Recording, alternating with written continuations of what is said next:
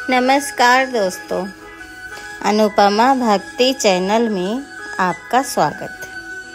दोस्तों, हम अभी हनुमान जी का प्रसंग ही बोल रहे हैं और जैसा कि मैंने बताया कि उनकी प्रसंग इतने सारे हैं कि हम एक दिन में उसे पूरा नहीं कर सकते और आप लोग को बोरियत ना हो, बोरिंग फील ना करे, इसलिए छोटे छोटे रूप में बोलते हैं। तो आज हम बात कर रहे हैं हनुमान जी जब मेघनाथ उनको नाग पास में बांध कर ले गया रावण के दरबार में, तो हनुमान जी ने बुद्धि और शक्ति का प्रदर्शन कर रावण को चुनौती दी और लंका को आग लगा दी। जब हनुमान जी को नाग पास से बांध कर ले जाया गया रावण की सभा में, तो हनुमान जी ने देखा रावण की सभा में सभी अपने अपने आसन पर बैठे थे, उनके लिए कोई आसन नहीं। तो वो खुद ही अपना पूंछ का आसन बनाकर बैठ गए और रावण के सिंहासन से ऊंचा। रावण ये देखकर अत्यंत क्रोधित हो गया। उसने एक तो उससे ऊंचा आसन हनुमान जी बना लिए थे पूंछ का, ऊपर से वो पूछने लगा कि तुम किस अपराध के कारण मेरे राक्षसों को मारा? तुझे मेरी शक्ति और महिमा के बारे में पता नहीं है? रावण ने बोला। तो हनुमान जी राम की महिमा का वर्णन करते हैं और उसे रावण को अपनी गलती का एहसास करने के लिए कहते हैं। उसे अपनी गलती मानकर राम की शरण में आने की बात करते हैं, उन्हें शिक्षा देते हैं रावण को। राम की महिमा सुनकर रावण क्रोधित हो गया। कहता है, जिस पूंछ के बल पर बैठा है उसकी उस पूंछ में आग लगा दूंगा।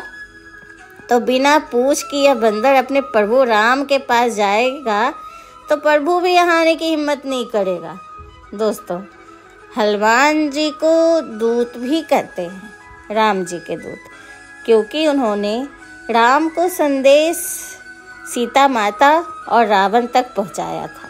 सीता जी को उन्होंने प्रतीक्षा करने के लिए कहा था राम का, उनका शोक निवारण किया था और रावण को चेतावनी दिया था, इसीलिए तो खुद नागपाश में बंद कर आ गए थे। रावण ने हनुमान जी के पूंछ में आग लगाने की बात की। उसने हनुमान जी की पूंछ में आग लगाने के लिए तेल मंगवाया। अब हनुमान जी ये देखे कि अब ये तेल डाल रहा है भाई, तो अपनी पूंछ को बढ़ाने लगे और इतना बड़ा अपनी पूंछ बना लिए कि कहते हैं रामायण के अनुसार कि रावण लंका में कहीं तेल ही नहीं बचा, इतना तेल उनके पूंछ में लग गया। फिर हनुमान जी के पूंछ में आग लगाया और हनुमान जी का जरा सा पूंछ भीगा था तेल से। तो हनुमान जी तुरंत छोटा सा रूप धारण कर लिए और सोने की अटारियों पर चढ़ गए। उन्होंने वहाँ बड़ा सा विशाल रूप धारण कर पूरी लंका को जलाने लगे और जोर जोर से जय श्री राम का नाम लेने लगे। यह देखकर लंकावासी भयभीत हो गए।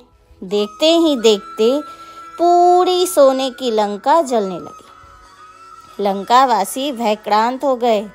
हनुमान जी एक क्षण में सारा लंका जला दिया, एक विभीषण का घर नहीं जलाया। सारी लंका जलाने के बाद वे समुद्र में कूद गए और पुनः सीता माता के पास लौट आए। हनुमान जी श्री जानकी जी के सामने हाथ जोड़कर बोले, माता, जैसे श्री राम ने अपना निशानी दी थी वैसे ही आप भी कुछ निशानी दे। मैं जाकर प्रभु राम को आपके संदेश दूंगा। तब माता ने अपनी चूड़ामणि निशानी दी और कहा, 1 माह के अंदर अगर श्री राम ना आए तो हमें जीवित नहीं पाएंगे वो। हनुमान जी उनकी चूड़ामणि निशानी लेकर समुद्र लाकर इस पार आ गए और उन्होंने बानरों को किलकिला शब्द हर्षवर्धन ध्वनि सुनाए और हनुमान जी ने राम के समक्ष उपस्थित होकर कहा, हे नाथ, माता सीता ने मुझे चलते समय चूड़ामणि उतार कर दी। श्री रघुनाथ जी ने उसे देखकर ले लिया और हनुमान जी को हृदय से लगा लिया। हनुमान जी ने कहा, हे नाथ, दोनों नेत्रों में जल भरकर जानकी जी ने मुझसे कहा, ये वचन कहे हैं। और हनुमान जी ने माता सीता की विरह गाथा कह सुनाई, जिसे सुनकर राम की आंखों में आंसू आ गए। दोस्तों, हनुमान जी को अमरता का भी वरदान माता सीता ने ही दिया था। जब राम का संदेश माता को सुनाया तो बदले में माता ने अमरता का वरदान दी थी। हनुमान जी की पूजा में कपूर जरूर जलाएं। कपूर से आरती करने पर सकारात्मक ऊर्जा का संचार होता है। तो आज बस इतना ही दोस्तों, ये वीडियो बड़ा ना हो जाए इसलिए मैं ये आज यही समाप्त करती हूँ। आपको ये वीडियो सुनने में कैसा लगता है ये मुझे ज़रूर बताइएगा, और अगर ये वीडियो आपको पसंद आ रहा है तो प्लीज़ लाइक और सब्सक्राइब ज़रूर कीजिएगा।